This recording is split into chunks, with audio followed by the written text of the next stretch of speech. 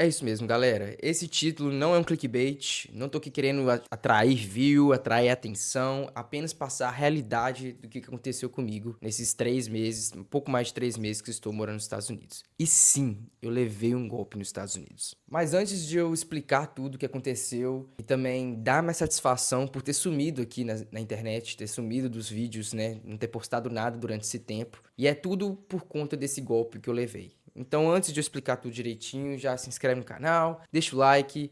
Espero que esse vídeo sirva de incentivo pra mim também, né? Dar uma volta por cima, ficar forte mentalmente pra eu encarar as coisas que vem pela frente aí. E é o seguinte, o golpe foi referente ao meu carro. Eu comprei um carro, né, nos Estados Unidos, só que esse carro ele tava completamente estragado.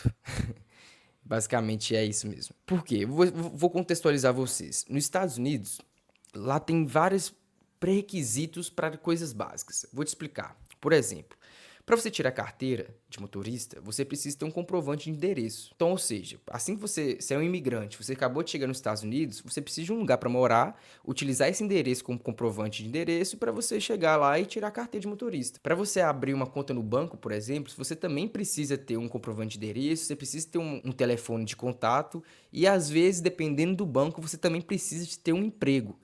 Então, ou seja, para você abrir uma conta no banco, você precisa já ter um emprego às vezes. Como você vai receber um dinheiro sendo que você nem tem conta no banco, né? Pois é os Estados Unidos. E como eu cheguei nos Estados Unidos, eu não tinha crédito, né? Por ter nascido nos Estados Unidos, mas ter vindo muito novo pro Brasil e ter crescido aqui, ou seja, eu tinha quase nada de registro nos Estados Unidos quando eu cheguei. Então, eu precisava fazer esses pré-requisitos para começar a construir minha vida. A rotina da minha irmã era muito corrida, né? Às vezes ela trabalha o dia inteiro ali, não tem como me ajudar, às vezes me levar nos lugares. Ainda mais eu tinha um inglês bem duvidoso, né? Como relatei em alguns vídeos para trás aí. Então eu optei em um lugar que às vezes eu conseguiria resolver sozinho. O que eu fiz?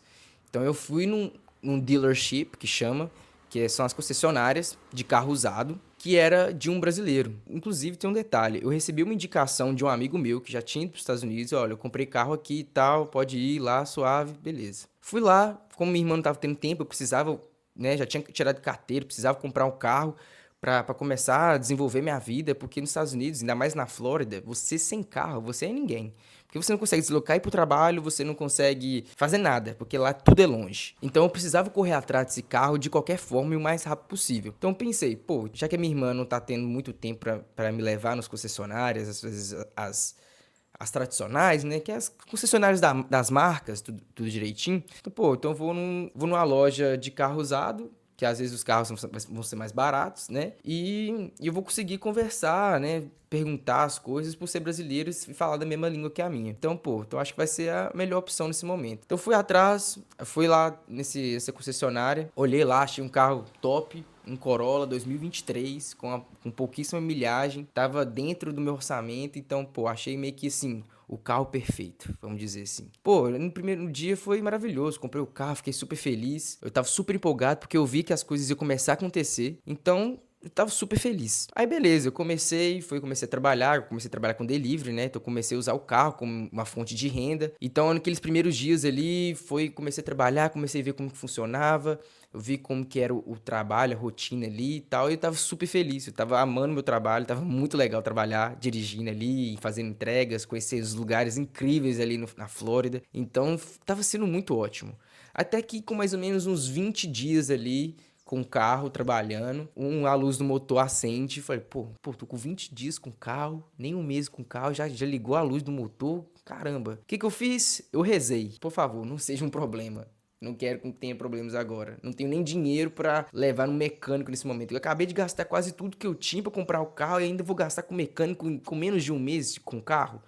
Não, por favor, meu Deus, me ajuda. Não posso gastar dinheiro agora. Não vai ser um problema. Só que com poucos dias depois que acendeu essa luz do painel, o carro começou a engasgar comigo, deu uns problemas na mecânica. Fazia uma conversão, o carro meio que parava assim, depois ele retomava a força. Eu comecei a ficar muito preocupado. Muito, muito preocupado. O carro tá muito ruim e não sei o que eu faço. Liguei pros caras que eu comprei o carro e lá tinha uma garantia que era ou 3 meses ou 5.000 milhas rodadas. E eu tinha acabado de cumprir esses 5.000 milhas. Eles falaram assim, não, você já passou de 5.000 milhas, a garantia não vai servir e tudo mais, e só lamento pela situação. Eu literalmente recebi essas palavras, eu só lamento. Isso nunca aconteceu com a gente e só lamento por isso. Beleza. O que que eu fiz? Levei para um mecânico, da região onde eu morava ali primeiro. Um cara super bacana, eu acho que ele é latino também, não sei se ele é mexicano, porto-riquenho, algo do tipo, mas ele olhou meu carro, ele nem me cobrou por ter olhado. E uma coisa que é importante nos Estados Unidos, tudo envolve dinheiro. Se fosse qualquer coisa, esse cara cobra por fazer qualquer coisa. Mas esse cara não me cobrou, eu só dei uma olhada no carro lá. O carro dormiu de um dia pro outro lá. E ele me falou: olha, sua transmissão tá realmente péssima.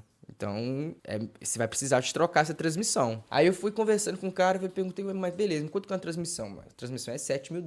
Falei, quê? $7.000 mais uma transmissão?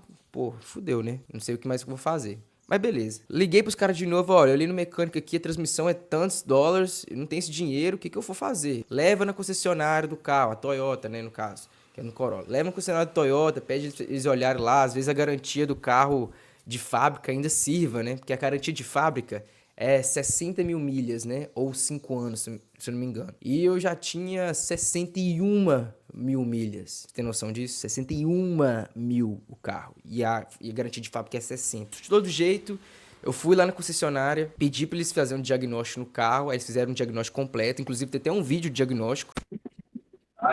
Hi, my name is Adam, a technician here at Toyota Claremont. I'm inspecting a Corolla for you. I did find a few things that are broken here. The axle looks like it's the wrong size or it's not pushed in all the way, and a lot of the transmission fluid came out.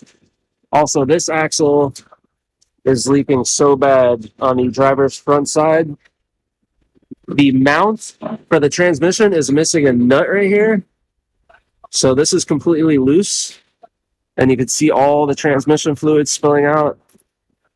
Also, the frame is bent here. See right here, it's all bent. This car's been in an accident. Bent here. The whole front end is pushed in. So this car is going to need a new transmission, both front axles to start with. Hey, thanks for choosing Toyota Claremont for your service. Have a great day.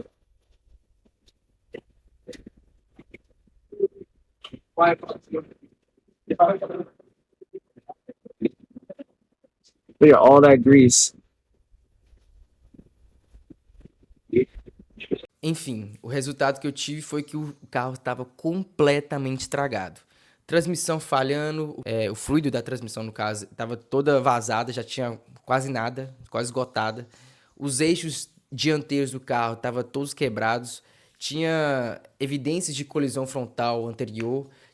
Tava faltando peças. Tipo assim, você olha assim no vídeo, tem uma porca aqui e o outro lado não tinha uma porca. Ou seja, coisas simples não tinha no carro. Em resumo, o carro estava completamente estragado.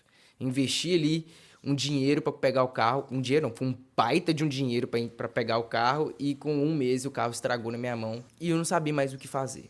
Eu tava trabalhando com o carro, eu fiquei com medo de sair com o carro, se esse carro estragar mais na minha mão, piorar mais ainda a situação. Então eu fiquei sem trabalhar. Fiquei muito mal, que eu percebi que os caras venderam um carro de leilão, um carro que tinha dado PT um tempo atrás, os caras maquiaram o carro e venderam, entendeu? Então eu fiquei muito triste, eu fiquei muito abalado, muito abalado. E fora que longe da família, sem trabalhar ali, que eu tava começando a engrenar no trabalho e começando a dar bom, aí vai acontecer esse problema. Então eu fiquei muito abalado mesmo. Eu fiquei alguns dias procurando advogados sem saber, para procurar saber se vale a pena ali, talvez tentar um processo, né, pegar esse dinheiro de volta. Só que muito difícil de achar advogado nos Estados Unidos. Uma coisa que até me surpreendeu muito, negativamente. Foi como assim um país capitalista do jeito que é, tem empresa em cada esquina e não tem advogados disponíveis para resolver um caso tão teoricamente normal, vamos dizer assim. E com aquele diagnóstico da Toyota,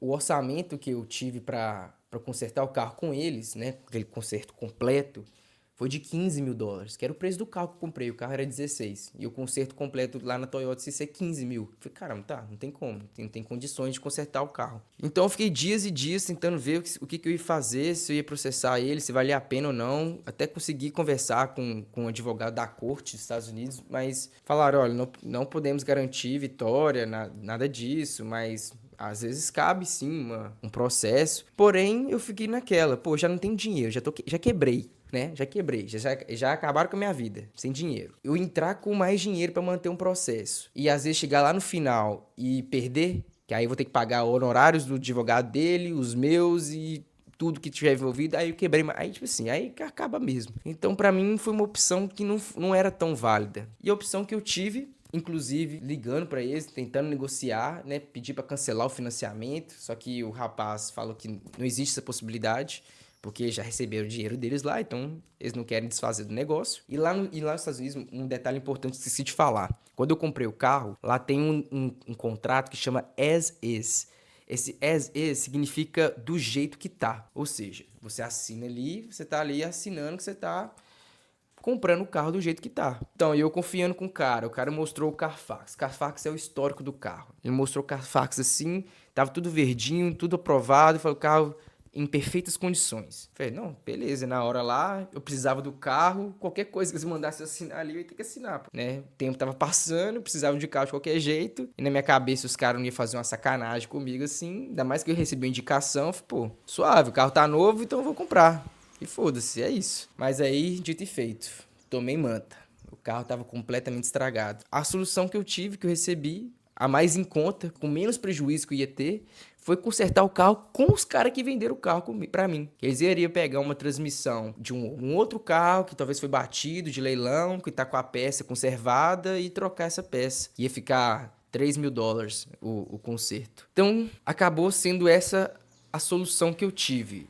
Mas ainda não botei pra consertar. Neste momento estou no Brasil, eu vim pra cá até pra botar a cabeça no lugar, ver as pessoas que eu amo, né? Porque foi uma pancada, fiquei muito mal mesmo. Além de outros problemas pessoais acontecendo ao mesmo tempo, que não vem ao caso aqui, mas existem outros problemas acontecendo ao mesmo tempo, junto com esse BOzão do carro. Então a gente pensou assim, pô, vamos pro Brasil, deixei o carro lá na concessionária dos caras, aí eles estão só esperando eu mandar o dinheiro pra eles comprar a peça e começar a consertar o carro. E eu fico num dilema, não sei o que fazer, sabe? Será que vale a pena consertar esse carro, depois voltar? E querendo ou não, pra eu consertar esse carro, esses $3.000, eu não tenho esse dinheiro, vou ter que pedir prestado pra alguém, pra ter que pagar essa pessoa depois também.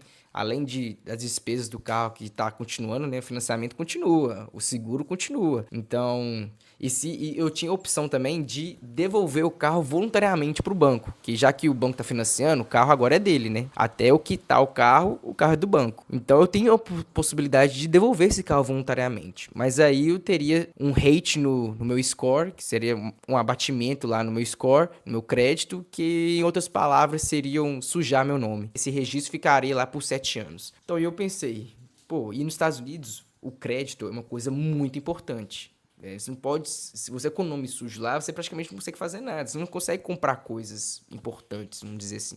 Você não vai conseguir alugar um lugar para morar, porque a galera confere tudo isso. Confere seus antepassados criminais, seu histórico com o banco, enfim.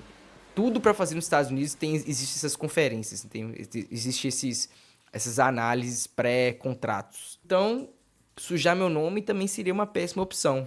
Então, a opção mais viável para mim seria consertar esse carro. Ainda não sei o que vou fazer. Recebi algumas propostas em continuar no Brasil, propostas boas, mas eu tô com esse BO feio lá nos Estados Unidos, uma dívida de $22.000 e sem dinheiro no momento, sem emprego. Então tá uma situação muito difícil. Muito difícil mesmo. Mas pelo menos eu estou aqui no Brasil, perto das pessoas que eu amo, para botar a cabeça no lugar, pensar direitinho qual vai ser a melhor opção no que fazer. E essa foi a situação. Essa é a situação que eu tô, entendeu? Então você aí que tem um dia tem vontade de ir para os Estados Unidos e tudo mais, tome muito cuidado com as pessoas que você vão confiar, principalmente brasileiros, porque as pessoas lá estão atrás do carvão delas ali, elas estão querendo ganhar o dinheiro delas, independente se você é uma pessoa vulnerável, recém-chegado, as pessoas estão nem aí, não existe essa empatia. Então você for para os Estados Unidos, às vezes procura um emprego primeiro, sabe? Pra você conseguir comprar um carro numa concessionária de confiança, ao invés de ir nesses concessionários de carros usados, porque não vou falar 100% porque eu não sei, mas com certeza 90%, 95% desses concessionários de carros usados, de imigrantes que controlam, que comandam, todos esses carros são de leilão E é meio que na sorte ali. Ou você vai pegar um carro muito ruim, como foi o meu caso, ou você vai pegar um carro menos ruim. Então, é ali, coisa de sorte. Quando se você for para os Estados Unidos, toma muito cuidado aonde você for comprar seu carro, tá? Pesquisa muito, olha atrás, às vezes pega o carro, pede para ir no mecânico antes, investe dinheiro no mecânico, vale a pena pra você ter um diagnóstico completo antes de comprar o carro, entendeu? Então, façam isso, não façam como eu fiz, no desespero e na empolgação. Os Estados Unidos é muito difícil, muito complicado. Lá é uma selva mesmo, galera lá sai de lá porque vê que é a oportunidade da vida de ganhar dinheiro num país com a moeda super forte, então tem que tomar bastante cuidado. E esse foi o motivo principal por não estar postando vídeo, postando as coisas, porque eu fiquei realmente muito abalado, perdi a vontade de gravar, perdi a vontade de comunicar, entendeu? Sei lá, me abalei emocionalmente muito, muito mesmo, assim, nesses últimos meses. Então, tô aqui, é uma satisfação, passando o que aconteceu, a realidade dos fatos, mas espero que eu me recupere emocionalmente, me dê forças, que Deus me dê forças para voltar a fazer as coisas que eu gosto de fazer, que inclusive gravar vídeo. Eu gosto de estar aqui na frente da câmera, eu gosto de me comunicar, falar do que eu penso, passar minha visão das coisas. É uma coisa que eu me sinto feliz fazendo. E esses problemas meio que tiraram isso, sabe? Eu acho que também isso faz parte da vida. Vai ter pessoas que vão querer atrasar seu lado, mas a gente não pode desistir, não. Até porque eu acredito muito que quando às vezes tem você perde em algum lado, igual no meu caso, que eu quebrei, eu sinto que às vezes tem coisas boas vindo, sabe? Tem alguma coisa lá na frente vai valer a pena esse aperto que eu tô passando agora. Eu quero muito me apegar nisso, pra falar a verdade. Então, esse é o recado, é isso que tá acontecendo comigo. Eu quero muito voltar a gravar. Não sei se eu vou voltar para os Estados Unidos, mas provavelmente eu vou, né? Provavelmente eu vou sim. Vou botar o carro para consertar, vou lá, começar do zero. Zero não, né? Recomeçar do negativo para chegar no zero, para depois ficar no positivo. Então, foi mais ou menos isso. Espero que vocês tenham compreendido, vocês tenham se alertado também, ou você se alertar pessoas que você conhece que têm vontade dos Estados Unidos. Olha, tome cuidado com isso. Então, compartilhe com geral, que é uma mensagem muito importante, de verdade. E se inscreve no canal e deixa o like, que eu espero de coração em voltar a produzir vídeos legais, de entretenimento, de comédia, de diversão, de curiosidades, da forma que eu gosto. Beleza? Tamo junto, galera. Até o próximo vídeo. Valeu, falou.